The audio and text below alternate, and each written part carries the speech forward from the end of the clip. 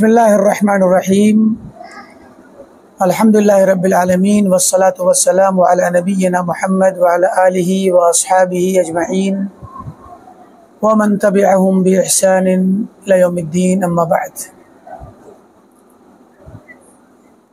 क़ाल अल-इमाम इब्न बत्तह रहिमहुल्लाहु तआला फ़ी किताबिही अल-इबाना अल-कुबरा यक़ूल बाब ज़िक्र इफ्तिराक़िल उमम फ़ी दीनिहिम व अला कम तफ्तरिक़ु हाज़िहिल उम्मा व इख़बारुन नबी सल्लल्लाहु अलैहि वसल्लम लना बिज़ालिक। पीछे के बाब में जो ज़िक्र चल रहा था वो था सुन्नत पर कायम रहना और बिदअत से दूर भागना, सुन्नत के जो रास्ते हैं उनकी पैरवी करना और बिदअत के तमाम रास्तों और तरीक़ों से बचना। इस पर काफ़ी नुसूस, काफ़ी अक़वाल ज़िक्र करने के बाद इमाम इब्न बत्तह रहमतुल्लाह अलैह ने वो बाब मुकम्मल किया और अब एक नया चैप्टर और बाब यहाँ कायम कर रहे हैं जिसका मौजू या उन्वान है बाबु ज़िक्री भी कह सकते हैं, बाबुन ज़िक्र इफ्तिराक़िल उमम। ये ऐसा चैप्टर है जिसमें इस बात का ज़िक्र है कि उम्मतें यानी साबिक़ा उम्मतें अपनी दीन में फ़ी दीनिहिम अपने दीन में जुदा जुदा होकर जमात और फ़िरक़ों में बट गई। इफ्तिराक़िल उमम फ़ी दीनिहिम कि साबिक़ा उम्मतें अपने दीन के मामले में फ़िरक़ों में बट गईं। तो इस बात का ज़िक्र आएगा इस बाब और चैप्टर में। व अला कम तफ्तरिक़ु हाज़िहिल उम्मा, और कितने फ़िरक़ों पर, कितनी जमाअतों और गिरोहों पर ये उम्मत बटेगी और फ़िरक़ा वारियत का शिकार होगी, इसका ज़िक्र आएगा। व इख़बारुन नबी सल्लल्लाहु अलैहि वसल्लम लना बिज़ालिक, और नबी सल्लल्लाहु अलैहि वसल्लम की तरफ से हमारे लिए जो ख़बरें आई हैं इसके मुतालिक वो हम ख़बरें यहाँ पेश करेंगे, यानी सही अहादीस और मरफू अहादीस भी पेश करेंगे। फरमाते हैं क़ाल शेख़ु, यानी शेख इब्न बत्तह रहमहुल्लाह ने फरमाया क़द ज़करतु फ़ी अव्वल हाज़ल किताब, मैंने इस किताब के शुरू में ज़िक्र कर दिया है मा क़स्सहुल्लाहु अज़्ज़ा व जल्ल अलैना फ़ी किताबिह, उन बातों को जो अल्लाह ताला ने हमारे सामने बयान किए, हमारे लिए बयान किए हैं अपनी किताब में। मिन, वो कौन सी बातें हैं, यानी इख्तिलाफ़िल उमम, कि उम्मतों में इख्तलाफ हुआ, साबिक़ा उम्मतों में इख्तलाफ पैदा हुआ। व तफ़र्रुक़ अहल किताब, और अहले किताब में भी खुसूसन जो बनी इसराइल थे और यहूद व नसारा थे उनमें भी जुदाइयाँ और इफ्तिराक़ और इंक़िसाम और तशत्तुत, तफ़र्रुक़ हुआ। ये ज़िक्र किया अल्लाह ताला ने हमारे लिए कुरान करीम के अंदर।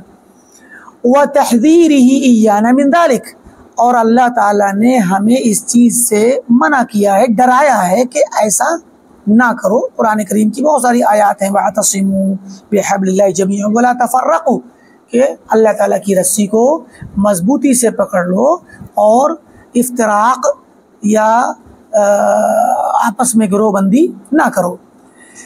तो तहज़ीरिही इय्याना मिन ज़ालिक, अल्लाह ने हमें इस चीज़ से डराया है, इस फ़िरक़ा वारियत से और इस अलग अलग होकर के अपनी गिरोह और जमात बनाने से डराया है। तो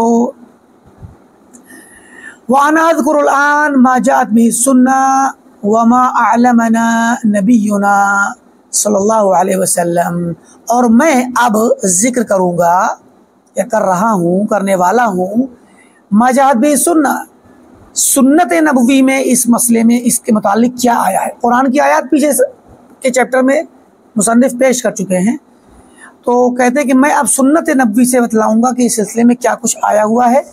वमा अअलमना नबियुना, और वो बातें जो हमारे नबी ने हमें बतलाई हैं सल्लल्लाहु अलैहि वसल्लम, मिन कौनि ज़ालिक, कि ये सब जो होने वाला है इसके मुतालिक, यानी इफ्तिराक और इंतशार जो हुआ और जो होगा उसके मुताल्लिक़ मैं ये बयान करूँगा अब यहाँ पर।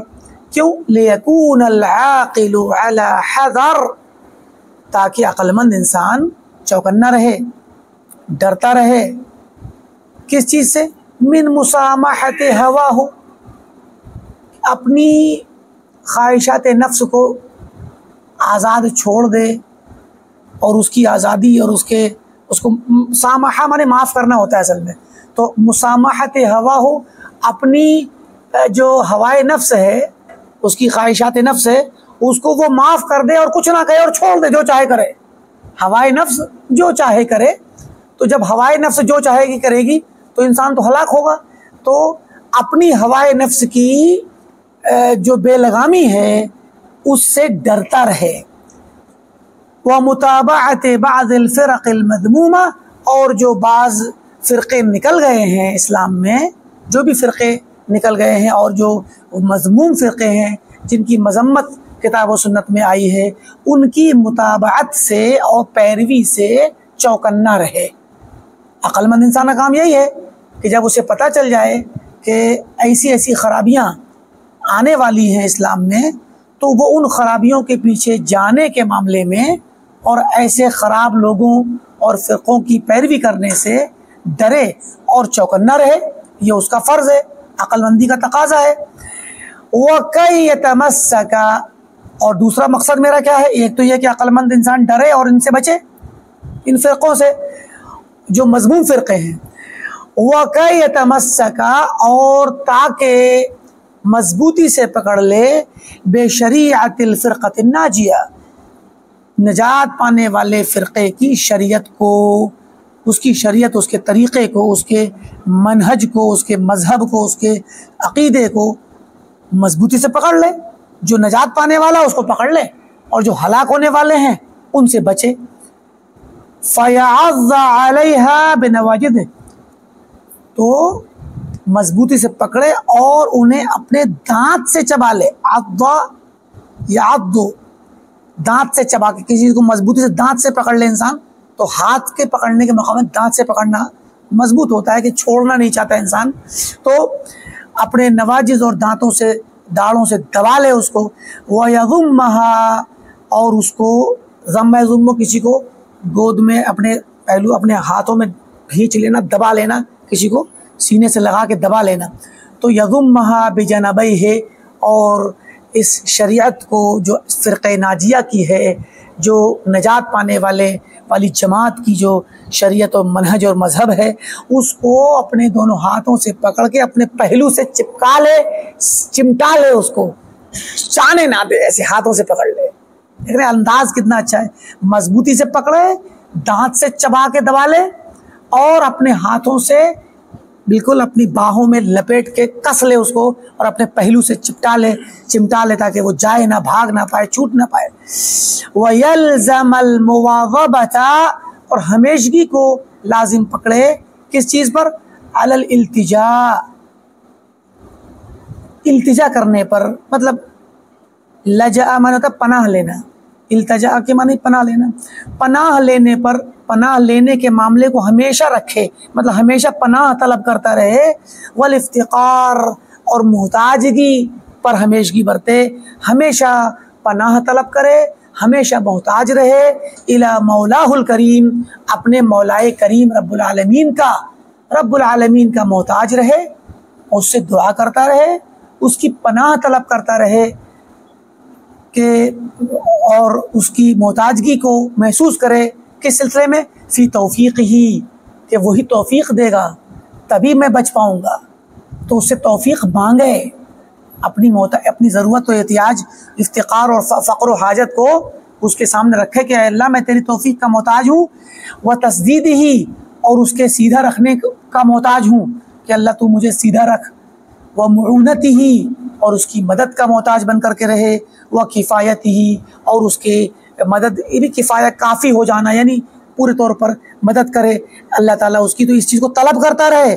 उसके लिए इफ्तिकार रहे का मतलब है कि वो अपनी मोहताजगी को ज़ाहिर करे और अल्लाह रब्बुल आलमीन से इस तरह की चीज़ें तलब करे, तौफ़ीक़ तलब करे और सीधी राह पे चलना तलब करे, मदद तलब करे, किफ़ायत तलब करे। तो ये हमारा मकसद है इस बाब में इन चीज़ों को लाने का। फ़इन्ना, क्यों हम ये चाहते हैं कि ये बातें पेश करें? फ़इन्ना क़द अस्बहना फ़ी ज़मानिन, क्योंकि हम ऐसे ज़माने में सुबह कर चुके हैं, ऐसे ज़माने में हो चुके हैं या आ चुके हैं।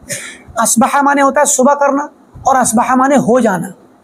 समझे? अस्बह ज़ैदुन आलिमन, आलिम ज़ैद हो गया, और अस्बह तो अस्बहना व अस्बहल मुल्कु लिल्लाह, हमने सुबह की, सारी अल्लाह की मखलूक़ात ने, उसकी बादशाहत ने सुबह की। तो अस्बह के दोनों माने होते हैं। तो सुबह करने का मतलब नए दिन में आना है। तो गोया हम ऐसे ज़माने में आ चुके हैं, क़ल्ल मन यस्लमु लहू, बहुत कम ऐसे लोग रह गए हैं इस ज़माने में, यस्लमु लहू, जिसके लिए महफूज रहे, फ़ी ही, इस ज़माने में, दीनुहु, उसका दीन। यानी हम ऐसे ज़माने में आ चुके हैं कि इस ज़माने में बहुत कम लोग ऐसे हैं जिनका दीन महफूज रहता है। ये बात कब की है? 387 हिजरी में इंतकाल है इस किताब के मुसन्निफ का, और आज 1447 चल रही है, यानी 1140 साल पहले वफात है इनकी। 1000 साल से भी ज़्यादा वक्त है। उस वक्त बतला रहे हैं कि हमारा ज़माना ऐसा है कि इस वक्त इस बंदे का दीन महफूज रह जाए, ऐसे बहुत कम लोग हैं। दीन को बचाना बहुत ज़रूरी है, समझे कि नहीं? तो आज जब उस ज़माने में ये हाल है, तो आज का ज़माना कितना ख़तरनाक हो सकता है, हमें अंदाज़ा लगाना चाहिए। अब फरमाते हैं कि वन्नजातु फ़ीही मुतअद्दिरा मुस्तस्इबा, आज के इस ज़माने में नजात पा जाना, हलाकत वाली जगहों से, हलाकत के रास्तों से, हलाकत के जितने भी एतक़ादात हों, अक़ीदे हों, आमाल हों, मनहज हो, और हलाक कर देने वाले लोग हों, हलाक कर देने वाले फ़िरक़े हों, उन सब से बच के नजात पा कर के सही सालिम रह के जीना और नजात हासिल करना इस ज़माने में मुतअज़्ज़िरा, मुश्किल है, मुस्तस्इबा, साब है, बड़ी मुश्किल हो गई है नजात हासिल करके, नजात पा करके, पकड़ के ज़िंदगी गुजारना। इल्ला मन असमहुल्लाह, मगर उसी इंसान के लिए आसान है जिसको अल्लाह ताला बचाए, महफूज रखे। आसमा या आसिमु, महफूज रखे। व अहयाहु, और उसे ज़िंदा रखे, बिल इल्म, इल्म के ज़रिए। जिसे अल्लाह बचा ले और इल्म के ज़रिए जिसको ज़िंदा रखे, वही बच सकता है, वही नजात पा सकता है। वरना जो इंसान ऐसा ना हो, जिसके पास इल्म ना हो और जिसे अल्लाह ताला बचाना ना चाहे, उसके लिए बचना नामुमकिन है, मुस्तहील है, मुश्किल तरीन है। मुतअज़्ज़िरा के माने भी मुश्किल और मुस्तस्इबा के माने भी साब और मुश्किल, तो मुश्किल तरीन है आप कह सकते हैं। अब यहाँ ला रहे हैं रिवायतें, कह रहे हैं फ़क़द हद्दसनी, तो जो रिवायत आ रही है इब्न माजा के यहाँ मौजूद है, इब्न बत्ता ने नकल की, इमाम इब्न माजा ने अपनी किताब में सुनन में ली, मरफ़ूअन अबू उमामा बाहिली से यहाँ भी आ रही है, और इब्न हिब्बान के भी उनकी सहीह में मौजूद है, और भी लोगों ने जो आजुर्री वगैरह ने नकल किया है। तो रिवायत कहते हैं, अपनी सनद से कहते हैं, हद्दथनी अबू सालिह मुहम्मद इब्न अहमद इब्न साबित क़ाल हद्दथना अबुल अहवस क़ाल हद्दथना इब्न अबी सरी अल अस्क़लानी क़ाल हद्दथना वलीद बिन मुस्लिम क़ाल हद्दथना वलीद बिन सुलेमान बिन अबी साइब अन अली इब्न यज़ीद अन अल क़ासिम अन नबी उमामा अन नबी सल्लल्लाहु अलैहि वसल्लम क़ाल, फरमाया नबी सल्लल्लाहु अलैहि वसल्लम ने, सतकूनु फितनुन, फितने आएंगे, फितने वाक़े होंगे उम्मत में, और ऐसे फितने युस्बिहुर रजुलु फ़ीहा मुमिना, सुबह के वक्त उन फितनों के ज़माने में बंदा, एक आदमी सुबह के वक्त मोमिन होगा, युस्बिहु मुमिना, सुबह करेगा तो मोमिन होगा, यानी सुबह के वक्त मोमिन होगा। व युमसी काफिरा, और शाम होगी तो काफिर हो जाएगा। यानी इतना खल्त मल्त और फितनों का दौर होगा कि आदमी का दीन बचना, ईमान बचना बहुत मुश्किल होगा। एक आदमी सुबह को मोमिन था, शाम को काफिर, और बाज़ रिवायतों में कि युमसी मोमिनन व युस्बिहु काफिरा, शाम को मोमिन होगा और सुबह होते होते काफिर, यानी शाम के वक्त मोमिन होगा और रात में शामी में या रात में कोई फितना उसको आ घेरेगा, या कोई बात दिन में सुन चुका होगा उस पर गौर व फिक्र करेगा, और रात में किसी वक्त गौर व फिक्र करने के बाद उसकी शहवात नफ्स या शुबहात पैदा हो जाएंगे और उसका नफ्स उसको बहका देगा और सुबह को वो कुफ्र कर बैठेगा। या रात को तो सही सोएगा अपने घर में और सुबह जैसे ही उठेगा फौरन फितना आ घेरेगा और सुबह वो जो है काफिर होकर के ही बाहर आएगा लोगों के सामने। समझे कि नहीं? तो ये हालात इतने शदीद हो जाएंगे। जाहिर है कि ये हालात पुराने वक्तों में भी हो चुके हैं, आज भी हैं। आज तो ज़्यादा महसूस होते हैं कि मिसाल है कि ये हमारे पास एक वो है, आज के ज़माने में मोबाइल है, तो ये इस मोबाइल ने, इस मीडिया ने, सोशल मीडिया ने ख़ासकर इंसान के दिन को तो मशगूल किया ही है, रात को भी मशगूल कर दिया है।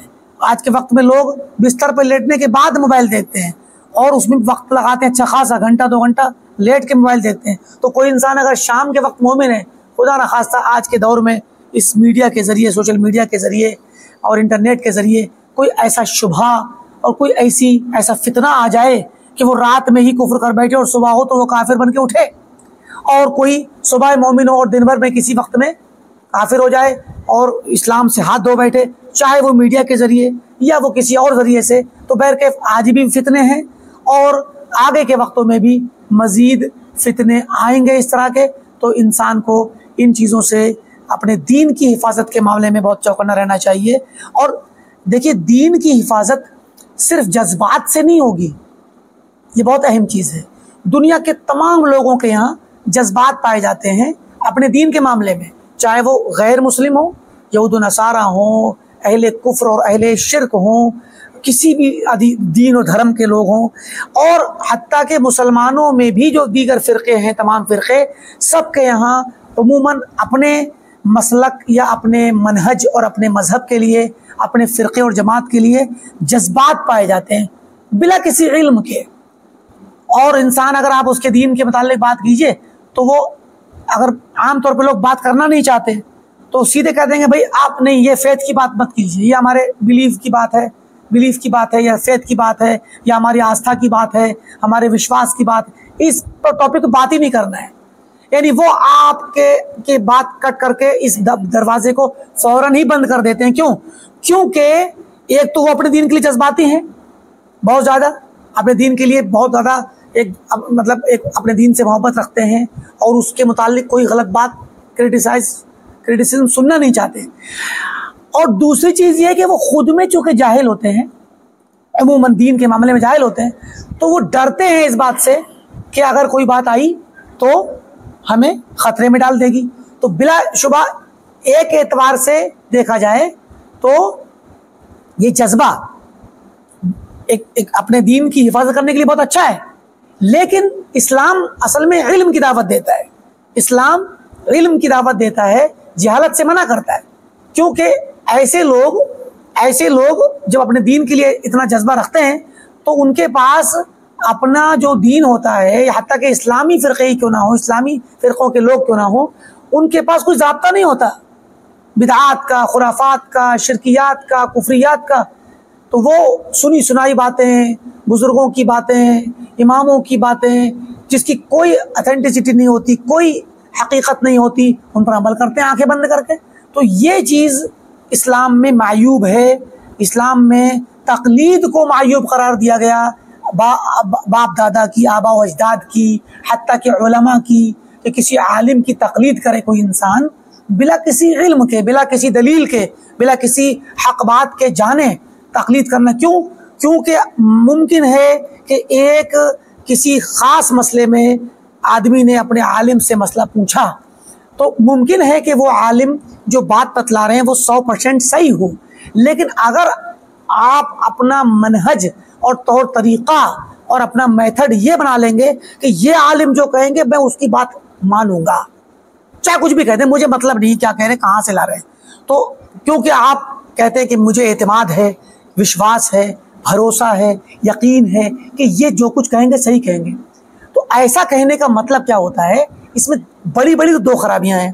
पहली चीज़ तो ये कि आपने इस इंसान को मासूम समझ लिया।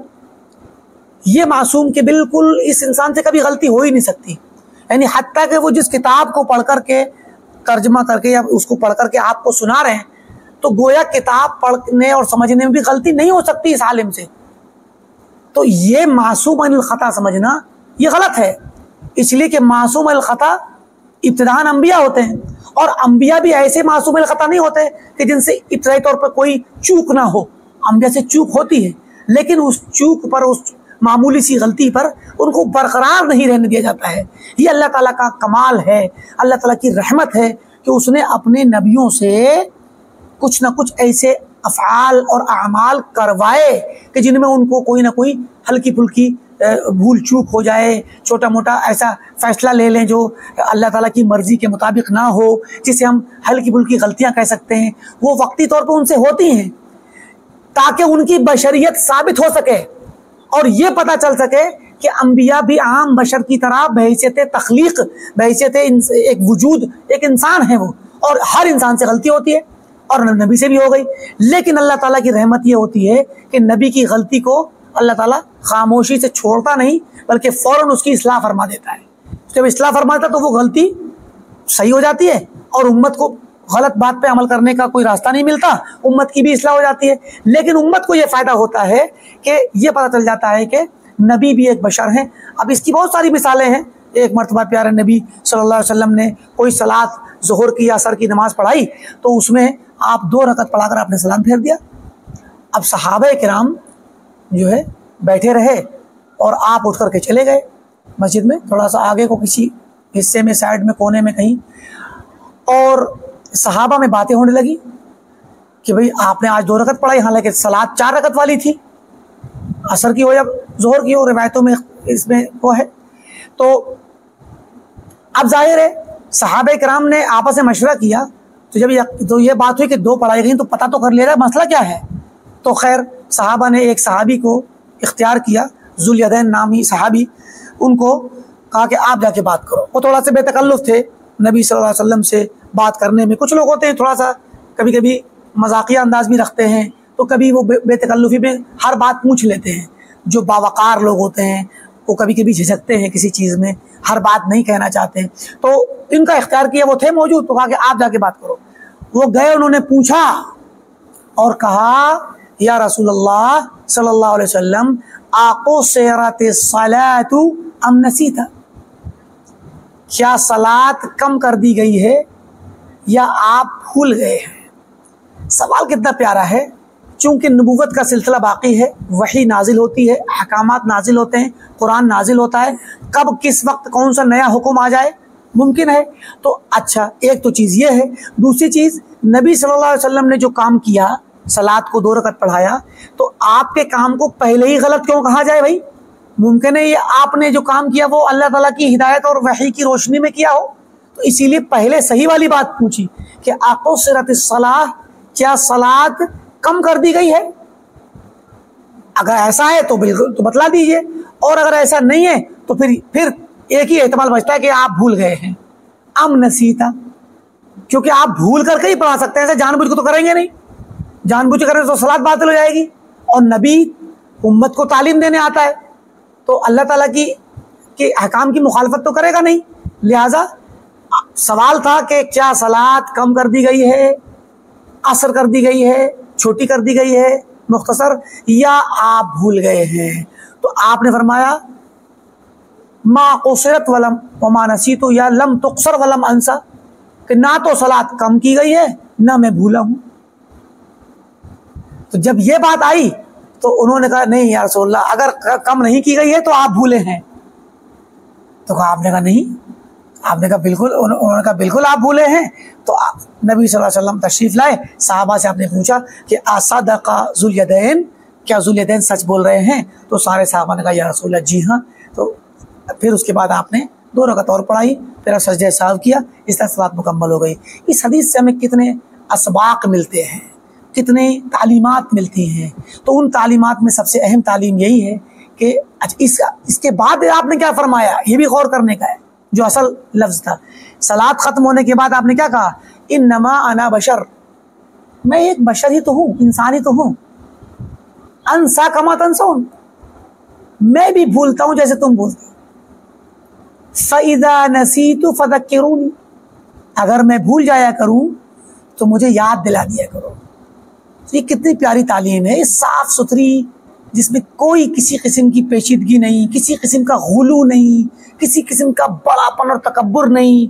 खुद नबी सल्लल्लाहु अलैहि वसल्लम का तवाज़ो है, ये अपनी बशरी हकीकत का एतराफ़ है, सहाबा को तालीम है। और सहाबा का अदब देखिए कितना रफ़ी और आला ज़ौक़ और आला तरीन अदब है कि सहाबा किराम एकदम शोर नहीं मचाने लगे। हमारे यहाँ क्या होता है, इमाम अगर भूल जाए तो फौरन, यानी अगर सलात में उसने इस्लाह नहीं की तब तो बहुत शोर बचेगा, और अगर कर भी ली इस्लाह तो भी लोग कहते हैं इमाम साहब कैसे नमाज पढ़ाते, कहाँ दिमाग रहता है आपका, शोर बचा देते हैं।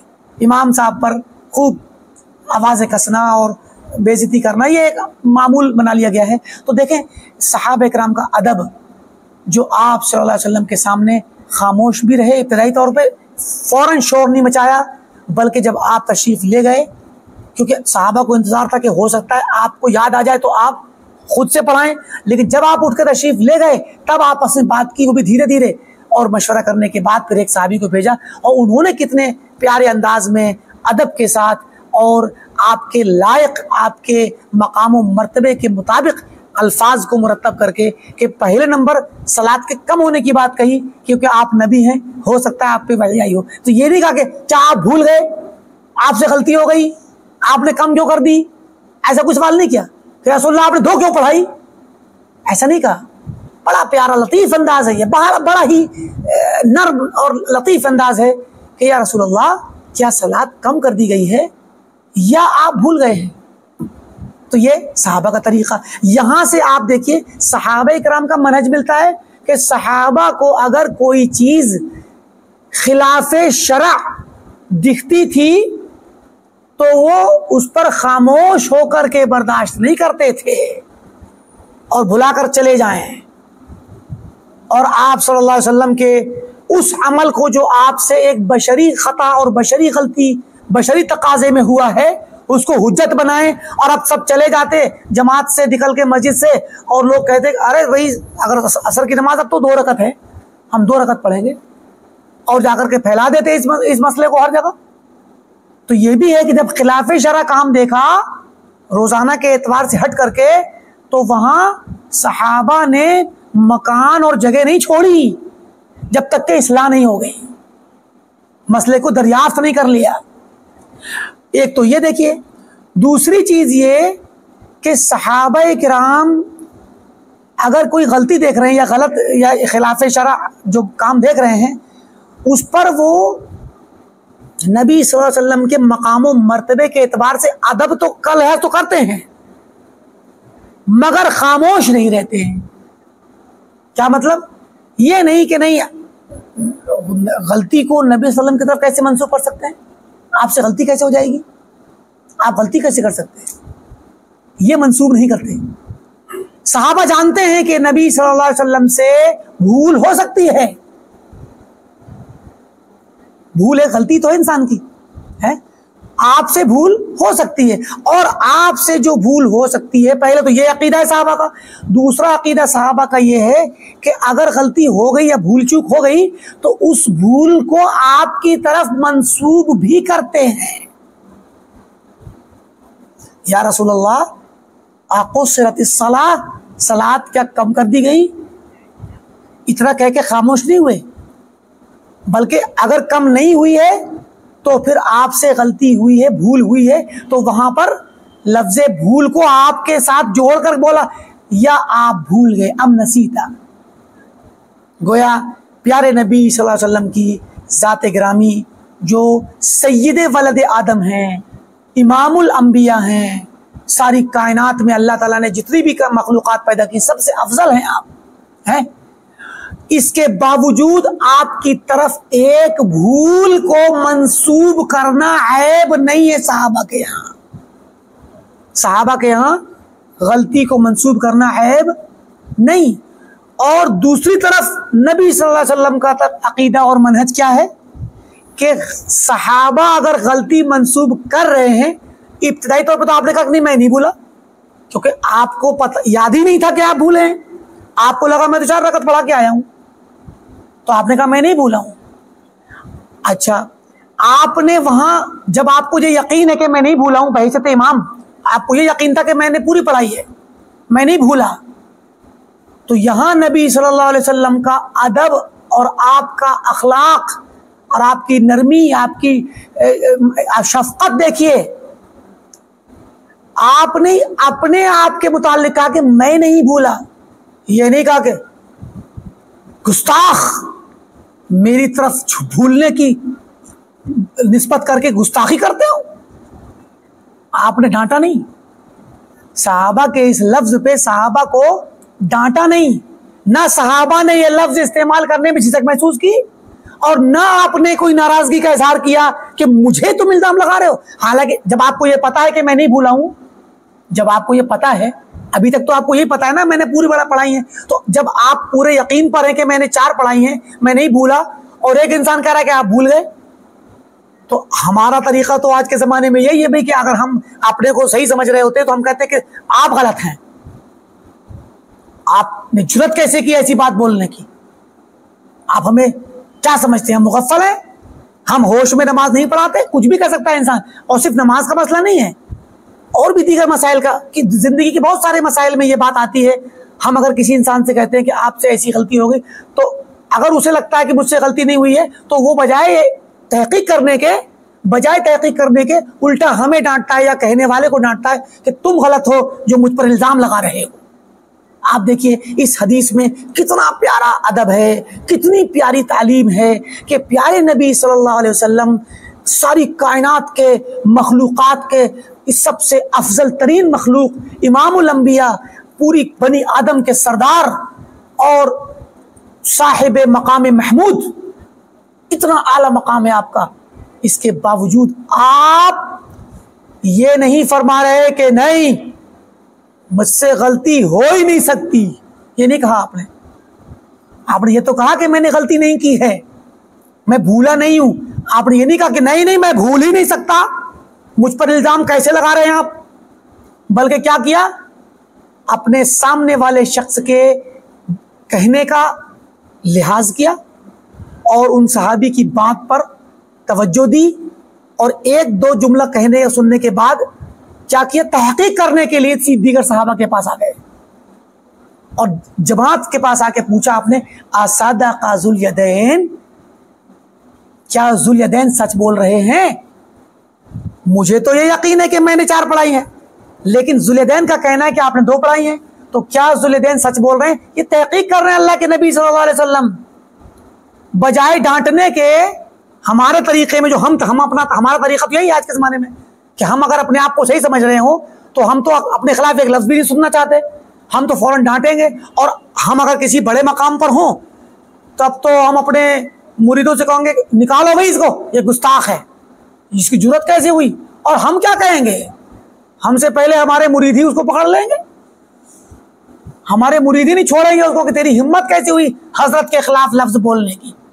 समझ रहे हैं ना? तो ये हमारा तकलीदी माहौल, जिसमें हमने इमामों को, उलमा को, बुजुर्गों को, शयूख और मशाइख को इतना आला मकाम दे रखा है, जो हमने पिछले वाले दर्स में बयान किया था कि लोगों ने इस तरह के ये सूफियत के माहौल में और तकलीद के माहौल में ये कवानीन बना रखे हैं कि ख़ताए बुजुर्गां गिरफ्तन ख़ता अस्त, बुजुर्गों की गलती पकड़ना भी एक गुनाह और गलती है।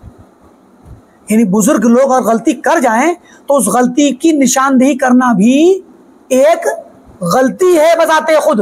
तो बताइए, जब इन कवानीन पर हम अपने बच्चों की, अपने तलबा की, अपने आवाम की तरबियत करते हैं तकलीदी माहौल में, तो फिर कहाँ इस्लाम की ये सच्ची सीधी साफ सुथरी रूह तक लोग पहुंच पाएंगे और इस साफ सच्चे और बिल्कुल साफ सुथरे इस दीन को कैसे पता कर पाएंगे और उसको हासिल कर पाएंगे?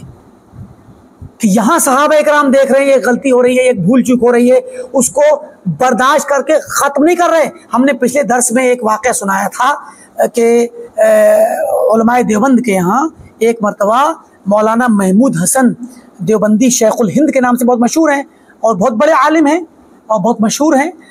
उन्होंने अपनी किताब इज़ाहुल अदिल्ला में एक आयत करीमा के अंदर एक लफ्ज़ उनसे बढ़ गया था कि या अय्युहल्लज़ीना आमनू अतीउल्लाह व अतीउर रसूल व उलिल अम्रि मिनकुम, और इसके बाद एक जो आयत के लफ्ज़ हैं फ़इन तनाज़अतुम फ़ी शैइन फ़रुद्दूहु इलल्लाहि वर रसूल इन कुंतुम तु'मिनूना बिल्लाहि वल यौमिल आखिर। तो यहाँ पर इलल्लाहि वर रसूल के बाद मौलाना महमूदुल हसन देवबंदी शेखुल हिंद से एक लफ्ज़ बढ़ गया कि फ़इन तनाज़अतुम फ़ी शैइन फ़रुद्दूहु इलल्लाहि वर रसूल व इला उलिल अम्रि मिनकुम, जैसे कि अतीउल्लाह व अतीउर रसूल व उलिल अम्रि मिनकुम ऊपर वाली जुमले में है, बाद वाले में उलिल अम्र नहीं है। फ़इन तनाज़अतुम फ़ी शैइन फ़रुद्दूहु इलल्लाहि वर रसूल तक है, लेकिन मौलाना से किताब लिखते वक्त जब कलम से लिख रहे होंगे तो उनको इश्तिबा हो गया होगा। तो इंसान है, इश्तिबा हो सकता है, कुरान में इस तरह की आयतों में इश्तिबा हो जाता है। व इला उलिल अम्रि मिनकुम का लफ्ज़ क्या हुआ, बढ़ गया। अब क्या हुआ कि बढ़ गया, हम इसको सही तौर पर यह मानेंगे, लेकिन शायद मौलाना के जहन में ये मुश्तबे लफ्ज़ ऐसे ही बैठा रहा हो। मुश्तबे, अब ये गलती एक ऐसी गलती नहीं है जैसे हम कहें कि जानबूझ के गलती की, कुरानी आयत में इस तरह से हो जाता है कि कुरान बहरकैफ हर किसी को याद होने के बावजूद भी उसमें तशाबो लग जाता है। अब उस पर मौलाना ने क्या किया, इस लफ्ज़ के इस टुकड़े को बढ़ाने के बाद फिर इसकी रोशनी में अहले हदीस आलिम के ख़िलाफ़ तक़लीद के मसले में किताब लिख रहे थे, तो उन अहले हदीस आलिम पर खूब कमेंट की और तबसरा किया कि देखो तुम कुरान करीम की उस आयत के पहले टुकड़े से तो दलील पकड़ते हो और तुम्हें नहीं पता कुरान में ये आयत भी है, और इस टुकड़े के ज़रिए तो तक़लीद की हिमायत होती है। समझे कि नहीं? तो अल्लाह ने फरमाया कि अगर तुम फ़इन तनाज़अतुम फ़ी शैइन फ़रुद्दूहु इलल्लाहि वर रसूल, कि अगर तुम किसी मसले में तनाज़ा कर बैठो तो अल्लाह की तरफ लौटाओ, रसूल की तरफ लौटाओ, व इला उलिल अम्रि मिनकुम, और अपने उलिल अम्र यानी उलमा की तरफ लौटाओ। तो हम उलमा की तरफ लौटाते हैं तक़लीद के मसले में। तो अब ये बात मौलाना ने कमेंट करके बाकायदा लिख दी। तो चलिए, अभी तक हम ये मान सकते हैं कि मौलाना के जहन में इश्तिबा था और एक आयत इस मुशाबे मुतशाबे होकर के बैठी हुई थी, तो उन्होंने इसको आयत का टुकड़ा समझ करके लिख दिया। कोई बात नहीं है, किताब गई मतबा में छपी, छप के मंजर आम पर आ गई, मैदान में पहुंची तो उलमा ने, खासकर अहले हदीस उलमा ने खूब इस पर जो है आवाज़ उठाई और इस बात का मतलब वो किया, एतराज़ किया कि भाई मौलाना ने कुरान में तहरीफ कर दी। तो कहने वाला इब्तिदान ये लफ्ज़ कह रहा है तो ये लफ्ज़ एक बज़ाहिर इल्ज़ाम है, बिलाशुबा हम ये कह सकते हैं कि भाई ये तहरीफ नहीं है बल्कि गलती से हो गया, और उस पर मौलाना ने उस गलती के मुताबिक कुरान की आयत को ऐसी समझा और उनके जहन में बैठी हुई थी, उन्होंने कमेंट कर दिया और बाकायदा तबसरा भी कर दिया। और जिन लोगों ने एतराज़ किया कि आपने तहरीफ की है, तो ये थोड़ा सख्त बोल गए। कह सकते आप ये कह सकते थे कि तहरीफ नहीं है, लेकिन मसला कहाँ ख़राब हुआ? मसला ख़राब यहाँ हुआ कि जब ज़्यादा उछाल होने लगी माहौल के अंदर और पूरे समाज में जगह जगह इसका हवाला दिया जाने लगा कि मौलाना देवबंदी साहब ने, शेखुल हिंद ने कुरान करीम के आयत में लफ्ज़ बढ़ा दिया और तहरीफ कर दी। भाई ज़ाहिरी तौर पर तो वो तहरीफ है, दिल में मकसद क्या है वो तो आप जानते हैं, और हमारा भी हुस्न यही है कि आपसे इश्तिबा हुआ होगा, लेकिन ना आपके लिखने को हम गुनाह मान रहे हैं, गलत मान रहे हैं, ना किताब के छप जाने को गलत मान रहे हैं कि जैसा दिए भेजा आपने वही छप गया। छापने वाले कातिब क्या जाने, जो कातिब उसको बल्कि पुराने वक्तों में कहा जाता था अरबी ज़बान में अल कातिब कल हिमार, कातिब तो गधों की तरह होता है, भाई जो देंगे वो लिखेगा, उससे क्या मतलब कि आपका क्या मकसद है। तो कातिब लोग जो खत्तात होते थे वो बहुत ज़्यादा पढ़े लिखे, बहुत ज़्यादा इल्म वाले नहीं होते थे, वो तो खाली अच्छा लिखना जानते थे। तो इसलिए किताब लिख गई और छप गई, छापने वाले कोई मतलब नहीं है। लेकिन गलती कहाँ से हुई? जब वो उस पर एतराज़ात आए उलमा अहले हदीस की तरफ से, और खूब उन पर लोगों ने तकरीरों में, जलसों में, किताबों में जहाँ भी हो सका इस मसले को उठाया, तो फिर उलमाए देवबंद के यहाँ एक इज्तिमा हुआ। तो उस इज्तिमा में अब ये जो वाक़या है, इस वाक़े को पुराने लोगों ने अपनी तकरीरों में तक नोट किया हुआ है, अहले इल्म ने तकरीरों में भी इसको लिखा है, और बार बार तकरीरों में ना भी कहा हो तब भी इस बात की गवाही कि ये मसला लंबा खिंचा ये है कि मौलाना की मौजूदगी में जब तक मौलाना महमूदुल हसन साहब जिंदा रहे तब तक वो किताब बार बार छपी, कई एडिशन उसके निकले और उसमें तब्दीली नहीं की गई।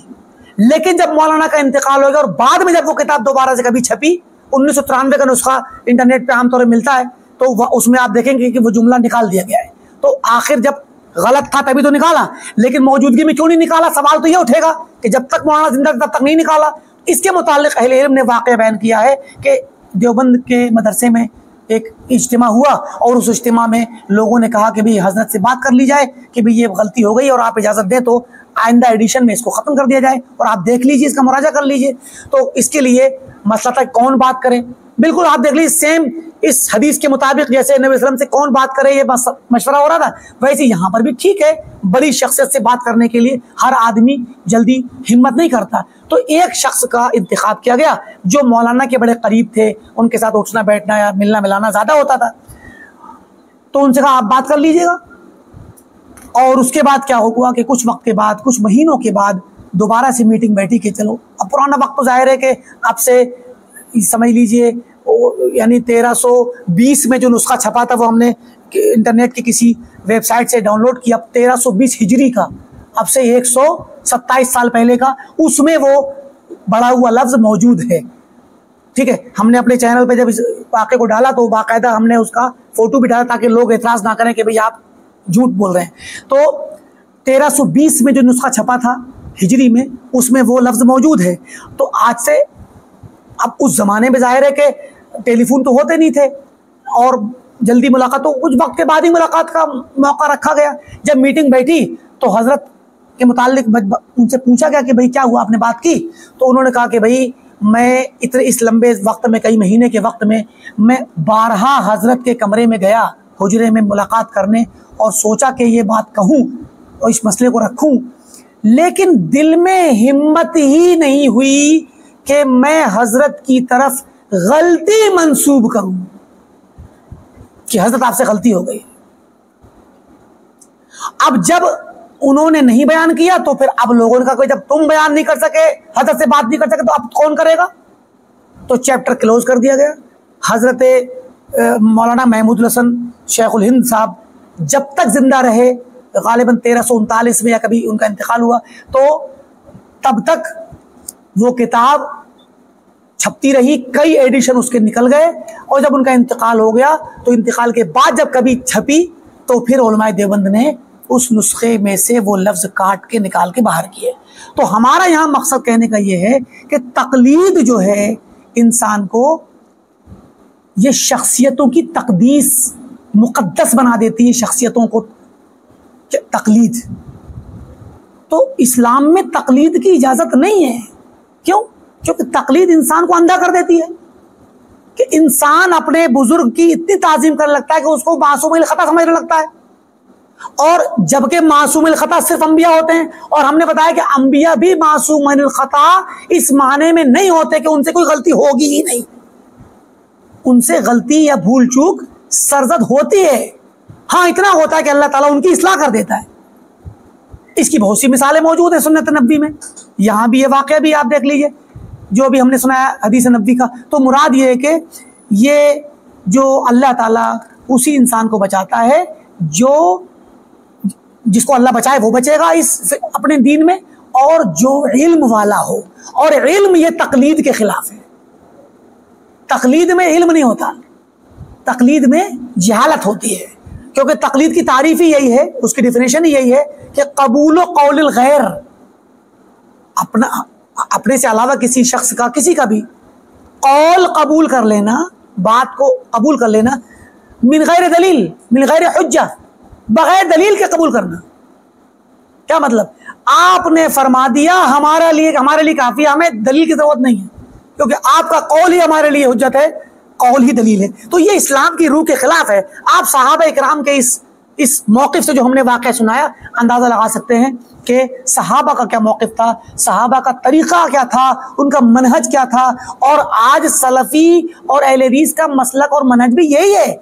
हम अपने उलमा को, हमारे उलमा कोई भी हों, बिलाशुबा हम सारे उलमा की इज़्ज़त करते हैं, कद्र करते हैं, एहतराम करते हैं। हमारे क्या दीगर जो भी उलमा है, उलमा मज़ाहिब हैं, सबकी। लेकिन अगर किसी आलिम का फतवा या उनका कोई कौल, अगर वो थोड़ा मान लीजिए किसी मसले में हक़ से या दलील से हट जाता है, दलील के ख़िलाफ़ होता है, तो हम उसे कबूल नहीं करते। उसको अदब के साथ, एहतराम के साथ, उनकी इज़्ज़त को भी बरकरार रखते हैं, उनका अदब भी बजा लाते हैं, लेकिन उनका अदब हक़ की हुर्मत के सामने, हक़ के अदब के सामने इतना भारी नहीं होता कि हम हक़ बात ना कह पाएँ और हक़ बात ना रख पाएँ और दलील से बात ना करें, बल्कि उनके हक़ में और उनके इज़्ज़त और एहतराम में खामोश रहें और बात को चलने दें। ऐसा नहीं होता, क्योंकि ये हमने सहाबा से सीखा है, सहाबा का तरीक़ा यही था।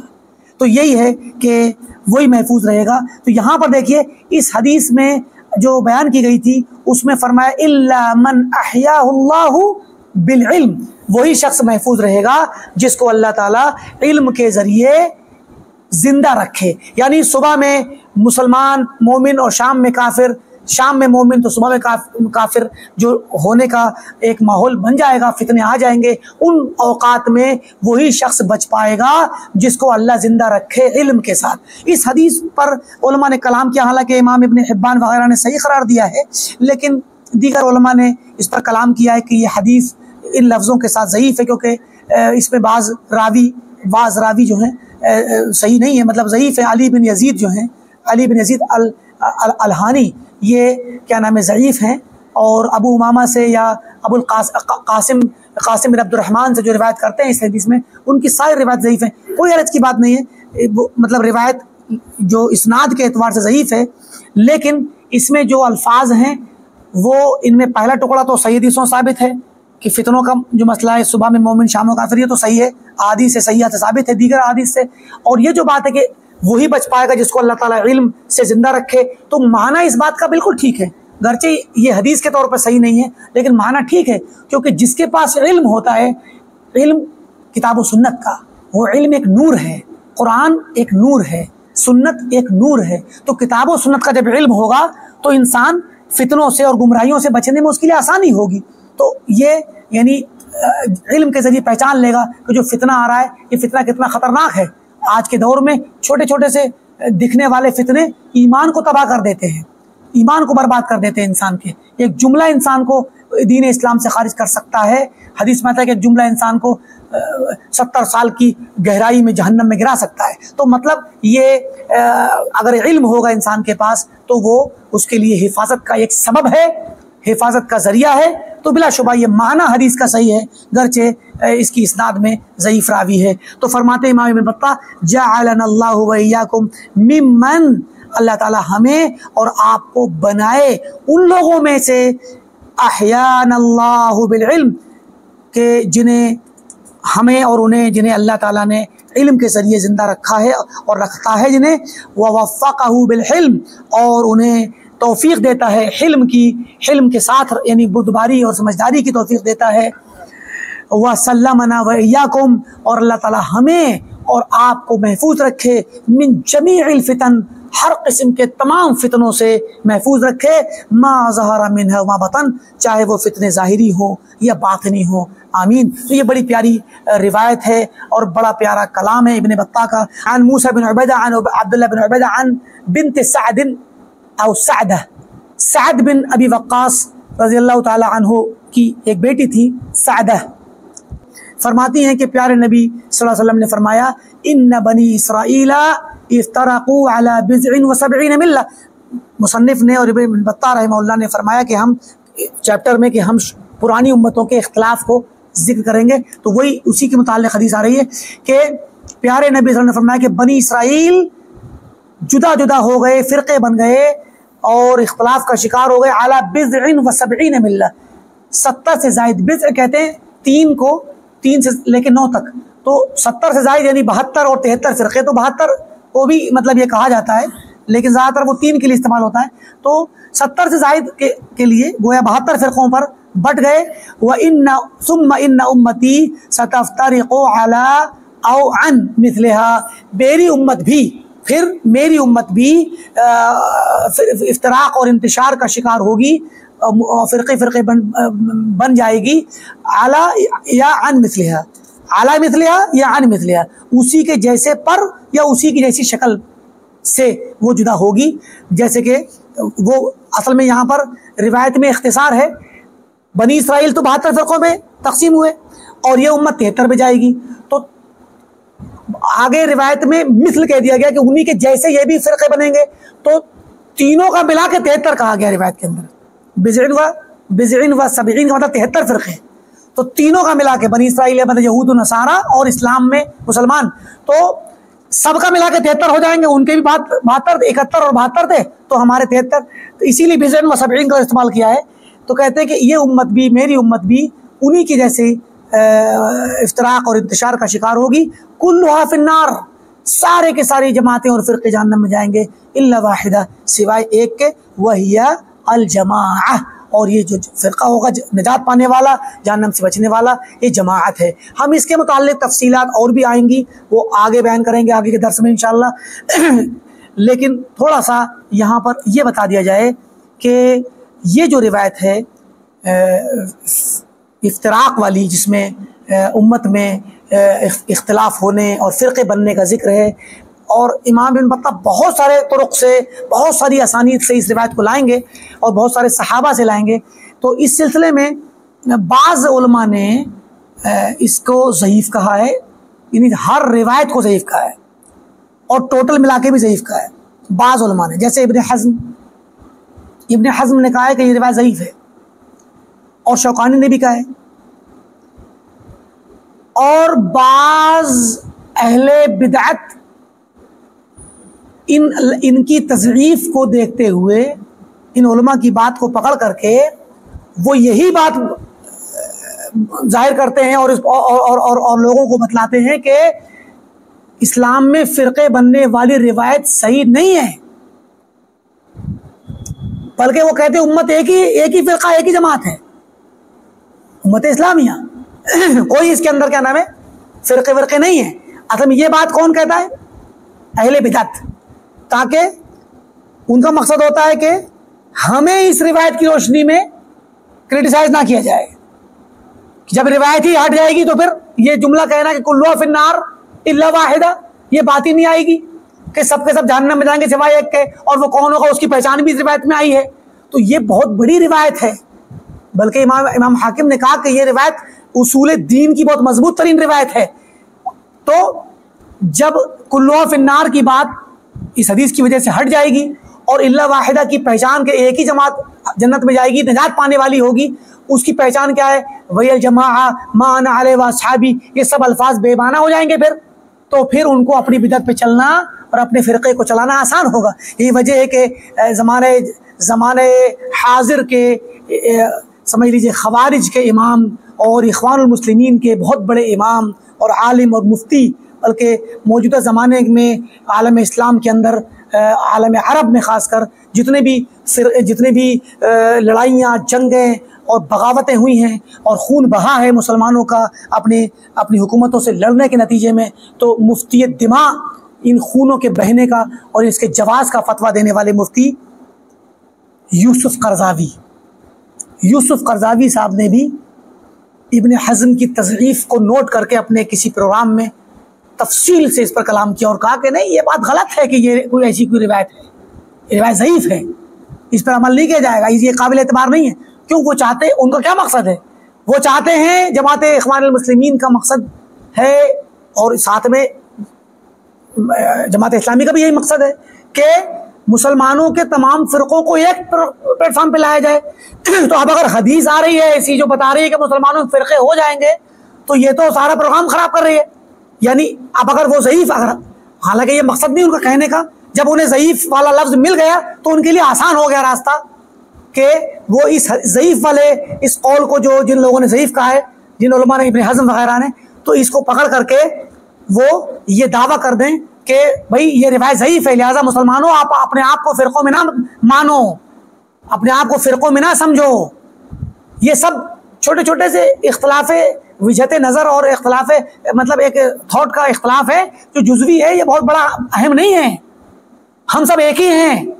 तो इख़वानी और जमात इस्लामी जो नुक्ते नज़र है और तरीक़े तफ़कीर है दीन इस्लाम की तफसीर करने का और मुसलमानों को देखने का, उस नुक्ते नज़र के लिए ज़ईफ़ कह देना ज़्यादा एक गनीमत है और काम की चीज़ है। इसीलिए इन्होंने यूसुफ़ क़रज़ावी ने इसको पकड़ लिया और पूरा इस पर बयान दिया और ये बताना चाहा कि मुसलमानों में इख्तलाफ है ही नहीं और ना ही मुसलमानों में कोई फ़िरक़े हैं, और मुसलमानों को ये कहना कि फ़िरक़े हैं और फ़िरक़ों में ये फ़िरक़े जहन्नम में जाएंगे सिवाय एक के, ऐसा कुछ नहीं है। अब क्या मसला है? हालांकि इस हदीस को बहुत बड़े बड़े अइम्मा ने रिवायत किया है। तिरमिजी ने, अबू दाऊद ने, इब्ने माजा ने, इमाम हाकिम ने, और इमाम हाकिम ने कहा कि ये सही मुस्लिम की शर्त के मुताबिक है, और बड़े बड़े अइम्मा ने इसकी तस्हीह की है। हालांकि बार बार रिवायतों में कलाम है, बार बार रिवायतों में कोई ज़ईफ़ रावी है, इसमें कोई शक नहीं, लेकिन सारी रिवायतें ज़ईफ़ नहीं हैं, और जो ज़ईफ़ हो रही हैं वो इतनी ज़ईफ़ नहीं है, जो जिन रिवायतों पर कलाम है वो इतनी बड़ी ज़ईफ़ नहीं है कि वो उनको तक़वियत ना मिले। और बाज़ दूसरी रिवायतें वो क्या हैं? वो सही भी हैं। इब्न तैमिया ने कहा कि वह हुआ हदीसुन सहीहुन मशहूर, ये रिवायत सही हदीस और मशहूर है उम्मत के अंदर। और इमाम अलबानी ने, मौजूद ज़माने के बड़े इमाम और मुहद्दिस और मुहक्किक हदीस के बहुत बड़े इमाम, फरमाते हैं कि सिलसिला सहीहा जो उनकी किताब है, कहते हैं कि हाज़ा हदीसुन सहीह, यह हदीस सही है। उसमें नोट भी किया उन्होंने इस हदीस को। फिर कहते हैं कि जिन लोगों ने इस हदीस की तस्हीह की, जिन लोगों ने इस हदीस की तस्हीह की है, वो ज़्यादा हैं तादाद में और ज़्यादा हैं इल्म के एतबार से इब्ने हज़म के मुकाबले में। इब्ने हज़म उतने बड़े मुहद्दिस नहीं है जितने बड़े मुहद्दिसीन ने इसकी तस्हीह की है, इमाम हाकिम, तिरमिज़ी, दीगर लोगों ने। और उन अइम्मा ने, एक मिनट रुकिएगा, उन अइम्मा ने जिन्होंने तस्हीह की है वो ज़्यादा हैं तादाद में भी, और वो इल्म के एतबार से और मारिफत के एतबार से वो ज़्यादा मजबूत हैं।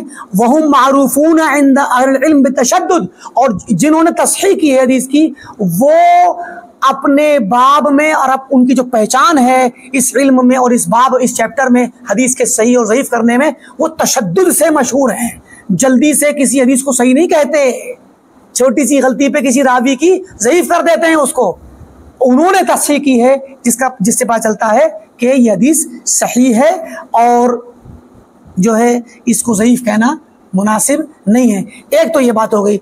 चलिए हम थोड़ी देर के लिए मान लेते हैं कि हदीस ज़ईफ़ है, ठीक, लेकिन इन असानीद से ज़ईफ़ मानी जाएगी, माना फिर भी ठीक माना जाएगा। क्यों? क्योंकि एक सहीहैन की रिवायत है जो सही है, और दीगर किताबों में भी है कि ला तज़ालु ताइफ़तुम मिन उम्मती ज़ाहिरीन अलल हक़, मेरी उम्मत की एक जमात हमेशा हक़ पर कायम और दायम रहेगी, जो कभी भी जो है हक़ से जुदा नहीं होगी, और वो हक़ पर क़िताल करती रहेगी, जंग करती रहेगी, कायम रहेगी, लड़ती झगड़ती रहेगी। ला यज़ुर्रुहुम मन ख़ालफ़हुम, उनकी मुखालफत करने वाला उन्हें कोई नुकसान नहीं पहुँचा पाएगा। वला मन ख़ज़लहुम, और जो उनको छोड़ के भागेगा वो भी नुकसान नहीं पहुंचा पाएगा। हत्ता याती अमरुल्लाह वहुम कज़ालिक, यहाँ तक के अल्लाह का हुक्म क़यामत का आ जाए, क़यामत वाक़े होने लगे और वो अपने इस चीज़ पर बरकरार रहे, यानी क़ुर्ब क़यामत तक वो जमात हमेशा हक़ पर बरकरार रहेगी। इसका मतलब क्या हुआ? ताइफ़ा कहते छोटी जमात को कि मेरी उम्मत की एक जमात हमेशा हक़ पर कायम रहेगी। इसका मतलब क्या हुआ कि उम्मत के दीगर लोग गुमराह हो सकते हैं, फ़िरक़ों में बढ़ सकते हैं। तो ये हदीस जो सहीहैन की है, ये इस माने को तक़वीत दे रही है। और तीसरी शक्ल जिससे हम इस बात को साबित कर सकते हैं वो ये कि आप अगर हदीस को ज़ईफ़ भी मान रहे हैं, इफ्तराक वाली को, तो वाक़े तो देख लीजिए, उम्मत का अमली तौर पे सूरत हाल को देख लीजिए कि उम्मत किस तरीके से फ़िरक़ों में बटी। तो वाक़या बतला रहा है, सूरत हाल बतला रही है कि उम्मत में इख्तिलाफ हुआ है बिलफ़िल, और आज से नहीं, शुरू से हो गया है, सहाबा के दौर से ही। लिहाजा ये कहना कि यदि ज़ईफ़ है और उसके बाद फिर फ़िरक़ों के नाम का और तज़किरा करना ख़त्म कर देना, ये बात अक़लमंदी पर कायम नहीं, न इल्म पर कायम है, न तहक़ीक़ पर कायम है, बल्कि अपने एक मकसद को हासिल करने के लिए जो जमात इस्लामी का या इख़वान मुस्लिमीन का है कि सारे मुसलमानों को एक झंडे के तहत इकट्ठा करो और सियासत के लिए आगे बढ़ने के लिए तैयार करो, और सियासत के लिए, कुर्सी के लिए कोशिश करो। ये जो मकसद है, इस मकसद के लिए आप ये बात कह रहे हैं, वरना हकीकत से चश्मपोशी कर रहे हैं। इसी पर इत्तिफाक करते हैं। अल्लाह रब्बुल आलमीन से दुआ है कि अल्लाह ताला हम तमाम को सही दीन पर कायम और दायम रखे, हक़ को समझने, उस तक पहुँचने, उसकी तहक़ीक़ करके उसको अपनाने की तौफ़ीक़ दे, बातिल को समझने और उससे बचने की तौफ़ीक़ दे, हक़ की दावत और तबलीग़ करने और वसीयत करने की तौफ़ीक़ दे, और हक़ की राह में मुसीबतें और परेशानियाँ आने पर सब्र की तौफ़ीक़ दे। आमीन। वसल्लल्लाहु अला नबीना मुहम्मद व अला आलिहि व सहबिहि अजमईन। वस्सलामु अलैकुम व रहमतुल्लाहि व बरकातुहू।